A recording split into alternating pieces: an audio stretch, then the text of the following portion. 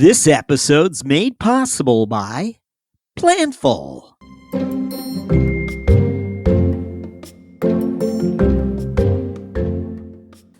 Hello and welcome to Planning Aces. On today's show, we'll be featuring FP&A insights and commentary from three finance leaders, including CFO Hillary Norris of G Treasury, CFO Jason Godley of Exactly, and CFO Jeff Bray of Semperis. This is Jack Sweeney, your co-host, along with performance management guru Brett Knowles, who will serve as our resident thought leader as we seek to highlight the takeaways from our distinguished group of planning aces. We'll begin after this.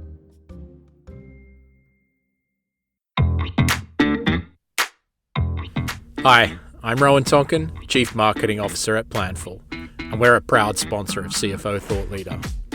At Planful, we're empowering teams just like yours to drive peak financial performance in every corner of your business. What sets Planful apart? We have purpose-built applications for every department, from FP&A to accounting, marketing to HR, all with built-in financial intelligence. This means we can get you up and running within weeks, and it requires minimal IT involvement. So you can rapidly and seamlessly engage everyone across the business in your key financial processes. Best of all, you can't outgrow us. We take the pain of growing away with an unmatched ability to scale with you. You have an endless runway with Planful. See why over 1,300 customers around the world choose Planful as their flexible, user-friendly, end-to-end financial performance management platform. Go to planful.com and see how you can make financial performance a team sport in your business.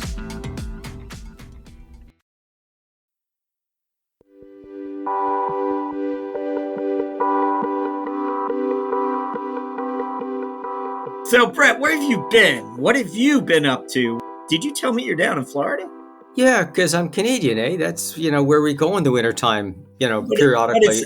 It's still winter up in Canada. It is. It is. That's right. You don't want to be rushing things too much.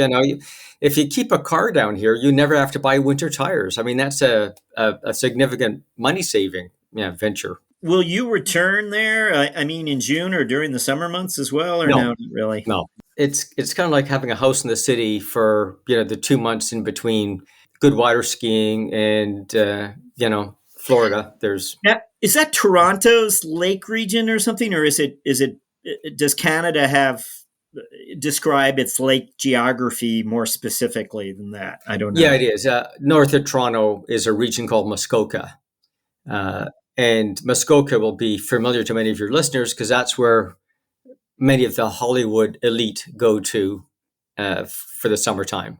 So it is a lake district. The lake district term comes from the north of the UK, where there's a whole bunch of lakes in sort of a semi-mountainous area, similar geography, a bunch of lakes in a semi-mountainous area, far enough away from the city that, you get rid of the chaos, but close enough you can get there in a couple of hours without too much effort.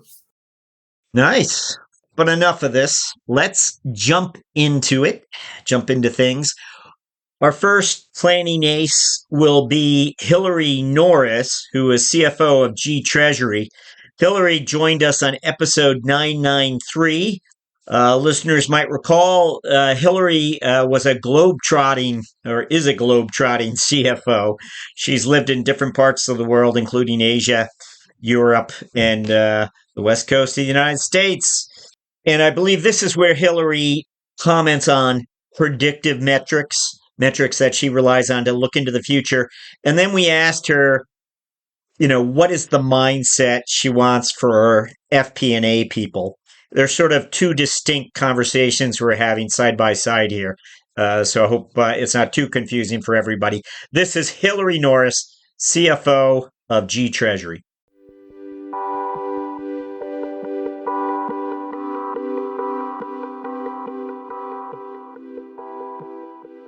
Is, a lot of finance metrics are rearview mirror. They're the outcome, yeah? So you get the outcome and that's fine. But if you want really good metrics to steer and move your business ahead, they have to be what you would call leading indicators. Now, I don't think there's anybody that, if I'm looking forward and I want to plan forward, and that's the best way of being able to allocate your resources better. If you do, if I'm looking at the kind of 2-year horizons, I want all of the metrics that are on the front end revenue. So whether it's things like pipeline generation, number of leads, conversion rates, these are absolutely top of mind to help us map out what we see as the revenue flow. Okay. Once you've got the revenue flow, it's very easy to then say, well, how much does that mean we've got to spend? And you can allocate your resources to your priorities. If I want to look further than my 2 years, it's very much more driven then by pure market. So making sure the business is being structured in its approach to the market. Make sure you get market sizing regularly. Make sure you get market velocity regularly. Understand what's happening out there, as well as the kind of nearer term leading indicators like pipeline, lead generation, lead conversion. Then you have your kind of financials that are the outcome at the end. So I think it's really important you have those time-bound kind of measures. So furthest out, next in, outcome. I think what I'm looking for is that, are they proactive? Yeah. Rather than, Hillary's going to ask for this, what I'm looking for is them going, all right, we've done the results, we're off plan here, and we think it's X, Y, and Z. So, for example, at the moment, our biggest variance at the moment is in our services revenue. That's project revenue, where we help implement our own software. We need to understand, are we going to get more of that or not? And it can come from multiple sources. So to me, it's like walking into the room and they're going, yeah, we've looked at, how much is in the project that we're still working on, and here are the new projects. And then if we do the math on it, this is what we're projecting for the whole year. Rather than me coming along going, right, we've got a variance, please go and do your homework. So what I'm really looking for is people being more proactive and not waiting for me to say, oh, I think this is the top of mind question, because they see it straight away and they already go digging and they have the answer before I turn up.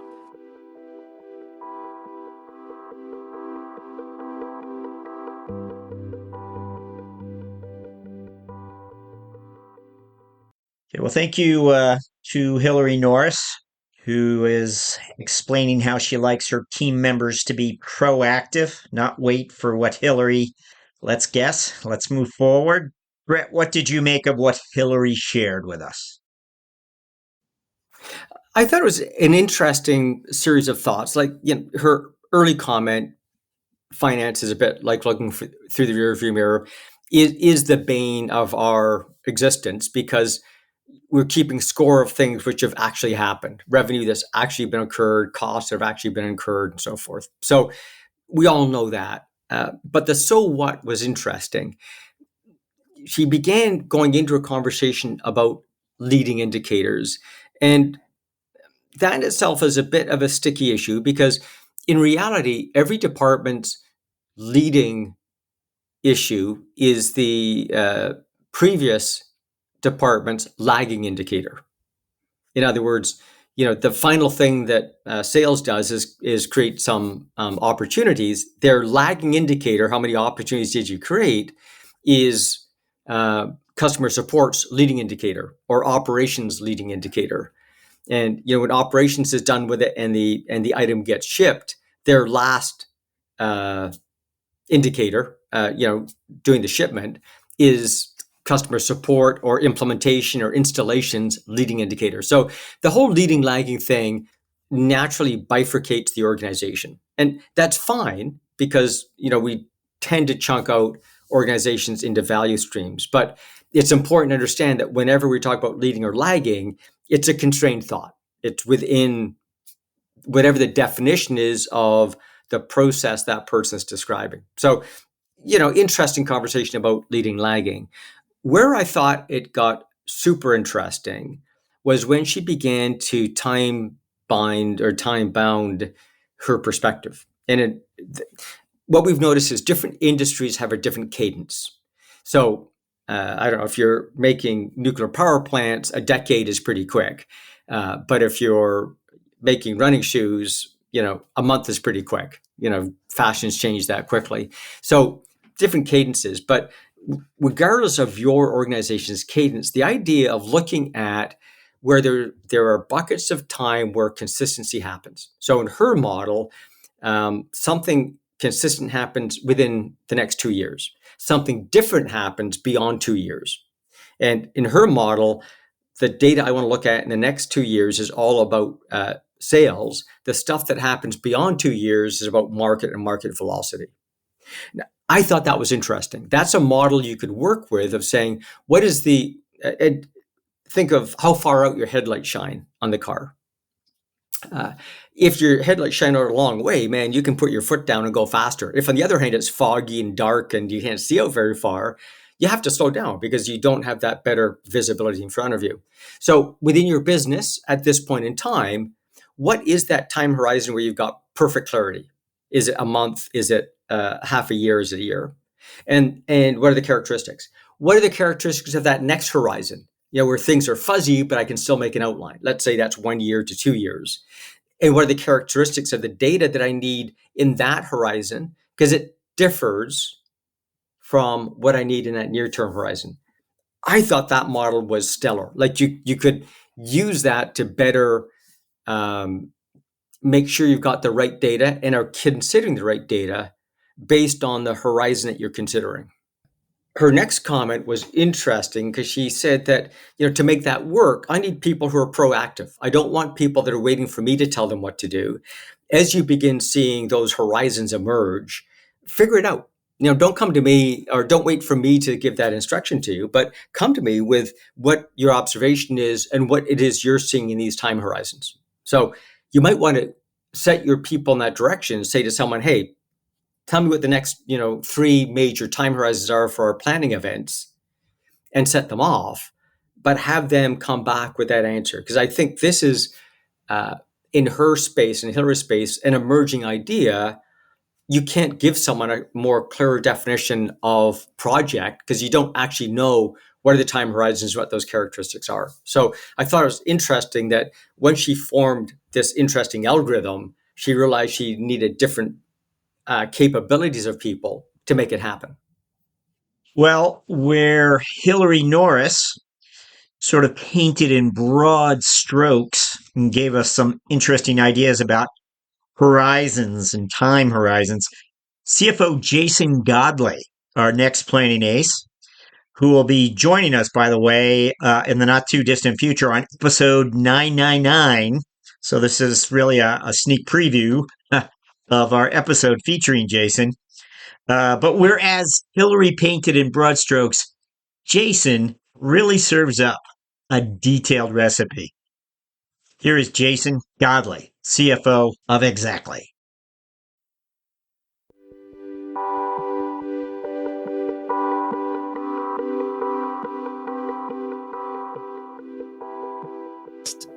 Wasn't giving it the love it deserved as far as you were concerned, and you helped raise the profile. And anything come to mind? I love that question. Yes. So yes and yes. So a metric that they had always been looking at was sales. We call it sales and marketing efficiency, and that can be defined by different things. But for us, it is the bookings. So bookings for a software company is the value of the annual contracts, right? So we book X per year divided by the sales and marketing expense. So clearly, the more you can book per dollar of sales and marketing expense is good. So we've been very focused on elevating and communicating with the business sales and marketing efficiency.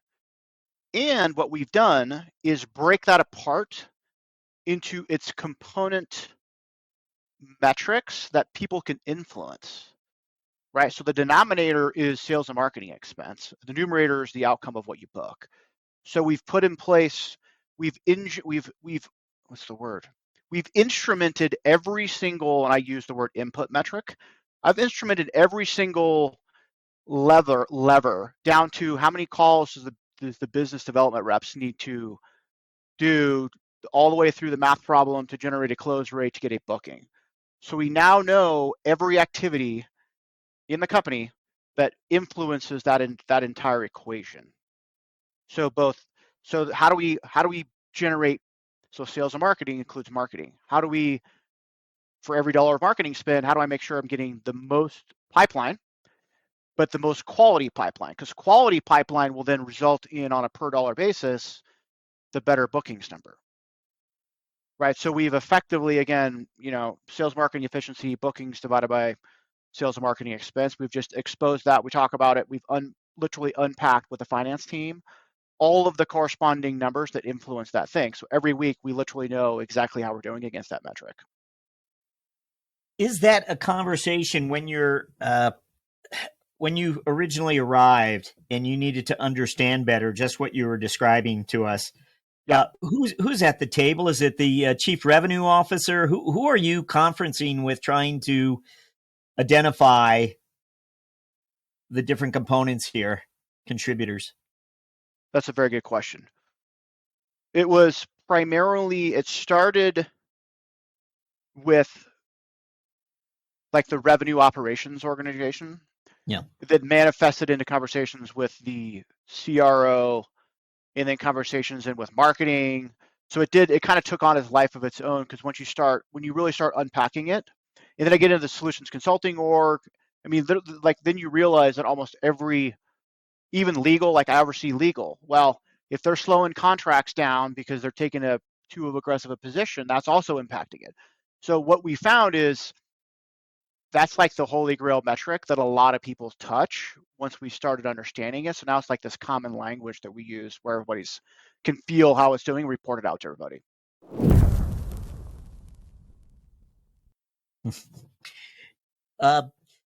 Want to find out about your FP&A team and whether you have organized it differently. Are you allocating? And I imagine you might have a leader who you work closely with, but what would you tell us about FP&A within the organization? That's a great question. So my philosophy on FP&A has evolved over time.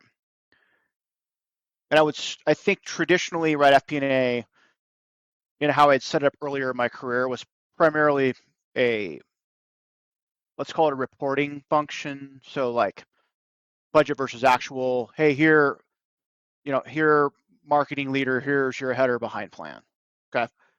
That has evolved to where I have that function, right? That's clearly very important. And I call it strategic finance within FP&A, which is, while it's in finance, it's a business partner to every single function. Let me unpack business partner, because that's it can mean different things to different people. So the job of finance is to get to yes, it's not to get to no. And we need to be able to articulate and work with, let's say, marketing on the effectiveness and efficiency of their marketing programs. So I can either have a budget actual meeting with them and say, hey, you missed your numbers, fix it next month. Or I can have my financial analyst who's with them every day, understanding the levers, running an analytics for them. And it takes a while to build trust, right? Because I think initially they think FP&A is like the guardrails, and there's the no people. You have to build trust with them to where one day you show up and say, hey, marketing person, you need to spend more money over there because this is a huge ROI. Like that's the light bulb moment, I think, for your business partners when they realize that you're not there to like be the policeman. You're there to actually help them. So back to your FP&A point, I have the core budget to actuals function and folks who are embedded with the business who are like just almost like fluid. It's almost like water, fluid within the business to help them be thinking about how to optimize their individual businesses, because the finance team understands the master plan I talked about, right? We know all the metrics we need to look like for the next 5 years. They know all of that, so they can literally help all of the functions get to the place we need to go.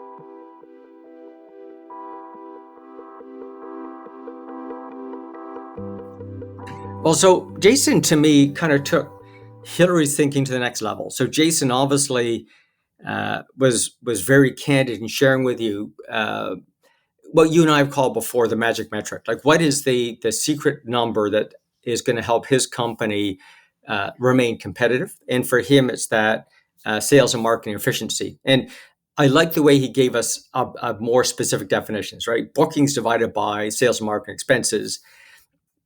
That's good. Good formula. One step up from Hillary. I like that. But then he took it to the next level of saying, then we took each element of those and understood what are the inputs and what are the outcomes. Now, he didn't use the word outcomes. He used an example of what are the quality of leads that come out of a marketing activity. But that's an outcome. That's an attribute of an outcome.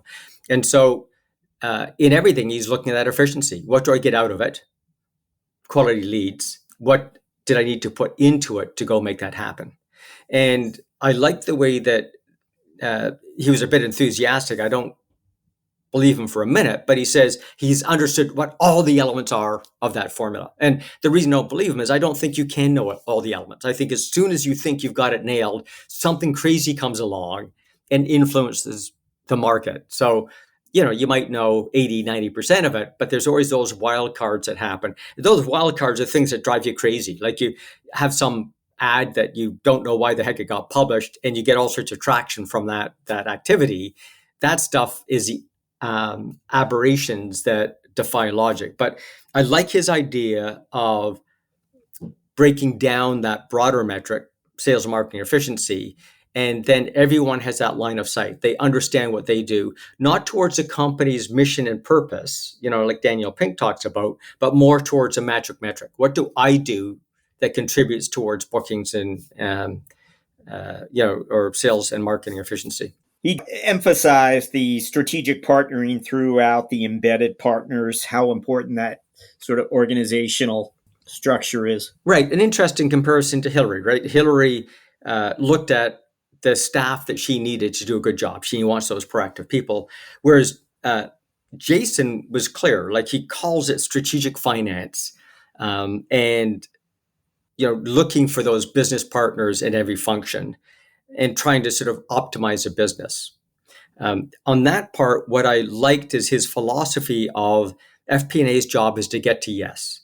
Like figure out how it is we can make happen. And when you say getting to yes, what the dilemma is often as managers, our intuition tells us we should do something or the other. The dilemma is in North America, intuition doesn't wash. You got to back it up with facts and data somehow or the other. So getting to yes is metaphoric for getting to your intuition. If my sales and marketing person says we should be going in this direction, how is it I make that happen? How is it my FP&A world gets to yes? And so it's interesting because he's got all these formulas and so on. Then he talks about how I get the right people at the table, this strategic finance concept. And then he says, and what I'm building is a piece of machinery that helps me get to yes, right? That substantiates this intuition that how is it we can follow our gut and justify it through FP&A. So I thought it was an interesting conversation. I had a feeling you're going to like Jason. And I also think you're going to like Jeff Bray, who is our next planning ace. Jeff is CFO of Semperis. He joined us on episode 991. And here's what he shared with us when we wanted to talk to him about FP&A and metrics.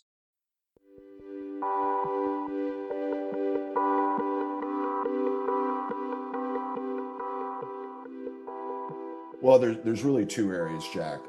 The first one, which is very common, is sales productivity. Again, we're a high growth company. And so most of what we're spending is going into our sales and growth effort. And it's been very productive. We've generated a lot of growth, but as we scale up and that growth number gets bigger every year, we need to make sure that we're investing in the right places in it at the right scale. So that's, not unique to us, but it is an area that I've spent a lot of time focusing on. The other key area is pricing and what I'll call pricing integrity. And so we've got a number of different products, but what we haven't had historically is a lot of consistency in how we price different customers. And so part of that is because we just don't have the visibility on it. So we can't necessarily compare customer A to customer B and, why did this customer get this discount and this one got twice that discount? And one of the reasons we also want to look at that is we're getting ready to launch a bunch of new products this year. So it's going to be even more critical to understand how to price those new products against what we have in the marketplace as well.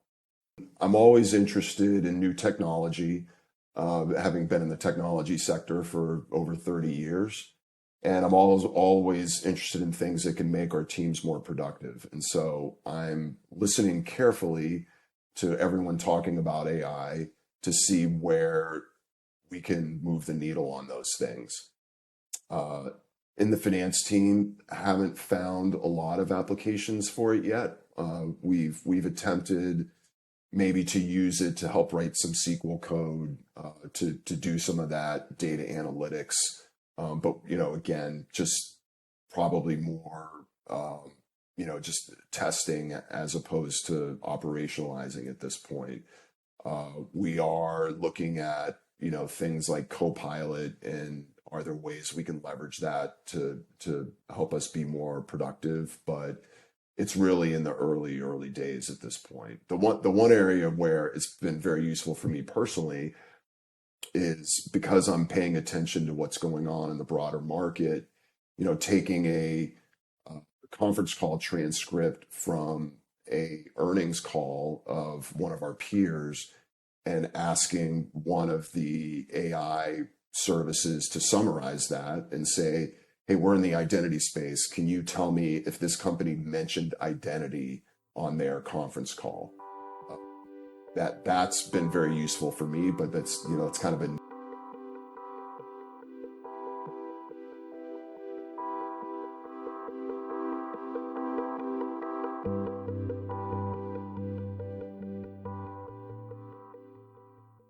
What I thought was interesting about Jeff, who is just an outstanding communicator, is that he understands, well, not unlike the other previous two CFOs. I'm not saying they didn't understand, but it's all about sales productivity. And it's super important if you want a profitable business. In the FP&A world, that is the sharp edge of the instrument. Like, we got to make sure you do everything to enable that sales productivity. And I know from experience how stressful it is when you find pricing models that are inconsistent, where you've got friend of family pricing, and you've got friend of a friend of the family pricing, and then you got people are operating in the same city as I am, and then people are in the same city as my grandfather was born, and it just becomes anarchy and impossible to do our job as FP&A, because you're out. It's no longer sharp instrument. It's now a blunt instrument that's used at the disposal of sales to close anything they possibly can. So I think his points were a good reminder of why it is we want to keep our eyes on sales activities, which is, Hillary and Jason touched on that as well. I thought what Jeff said that was interesting, though, is he confessed that their analytics are weak, that he doesn't have a good handle on these pricing. He did. He did, didn't he? Yeah. And so, I can only assume as probably has a solution up his sleeve. But what I thought was interesting is the immediate paralleling. I've got weak analytics, and let's see what AI can do. And I think that is a key instrument that all of us should be looking at whenever we bump into a problem. So he's bumping into a pricing problem. What can AI look at? whenever we apply AI in these situations, I don't think it's actually artificial intelligence, but it's another set of ideas at the table. No different than having one more executive at the table. The only difference is the experience that AI tool brings to the table. So in many cases, I look at our leadership teams for our clients, and they're clones of each other. We hire people who think like us and have similar experiences and maybe come from the similar industry. And so we don't have that diversity of thought necessarily at the table. And so AI brings that in, right? If that average leadership team has 300 years of cumulative experience, AIs bring in 300,000 years of experience and isn't limited by the perception of knowledge. Like all of us take a look at a problem and it's based on our own personal biases and experience. So when I've got a leadership team where there's not a lot of diversity, I'm bringing all the same biases to the table. And I don't see things which would be obvious if I brought someone in from a different industry. You can't do that, but you can invite in AI all the time. So I like the way he said, well, what can AI do to take care of this? Because it's not biased by what it thinks it knows. I'm sorry. Speaking of AI bias, I wanted to, we uploaded the 3 CFOs to generative AI, and here's what it shared with us about what distinguishes the 3 people. Yeah. Hillary's strategy is very much oriented towards market understanding and anticipating future trends. Jason's strategy is centered around maximizing current operational efficiencies, and Jeff's approach is about building infrastructure to sustain growth, period. Yeah. That's what it boiled it down. That's awesome. Like we should get more of this AI stuff. So wouldn't it be fun to say to AI, like, let's pretend those are our 3 executives at the table. Yeah. What if we said to AI, what perspectives are missing from this team? And what perspectives would that person bring around those topics? Right? So, and that's almost what he's saying. We've got a pricing issue. What would AI tell me about that pricing issue? And in the first part of my comment has been about bringing new ideas to the table, new experiences, and so on. But the second part is it turns out that AI can hold way more things in its little tiny brains than we can. So when we reflect on things, it's based on our limited experience, what we can actually remember, and so forth. And attention deficit. Right. Well, all those things. And also what we think the problem might be. So in my story of Jeff's pricing problem, God knows what it is, but I reflected my experience where I took over a company where everyone was getting a friend of the owner's discount or any other excuse to give people a discount. Like it was bizarre, the number of excuses you could have. And that sort of limits your assessment of a pricing issue because that was a problem I had last time. AI doesn't have that problem. It's going to look at all the different pricing issues that could possibly have occurred through the history of the internet or whatever the time span is and come up with a bunch of ideas. So part of it might be just the pricing formula is more complicated. Part of it might be misunderstanding. Part of it might be regional discrepancies or product discrepancies or market discrepancies. Like there's a bazillion other reasons it could be that in the average business, the executive doesn't come up with. Right? We blurt out the first non-ludicrous thing that comes to mind, but that's a pretty limited sample set based on our experience, the fact we're hiring people who look like us. We've got, So what I thought was interesting is where Jason gave us a detailed formula answer. Jeff is showing us the way of the future of saying, whoa, this is a way complicated model. I'll just go ask AI and see what it comes back with, right? And that may be the direction that we're going. That Hillary talked about we need these proactive people. AI is pretty darn proactive. Jason talks about, I want to make sure I've got all the voices around the table. I want that strategic finance team. They all have to be at the table. Well, it turns out that AI has everyone around the table. Like what I thought was interesting about Jeff is without going into all the interesting ideas Hillary had or the complicated formulas Jason had, he just slammed it over the net with, we'll just ask AI this question and see what it comes back with, because it's going to cover all those bases and a bunch of other stuff. Well, keep that thought. I think that'll make another a nice episode for us in the future. But we're going to have to end this one here. Brett Knowles, thank you for joining us. See you later. Bye.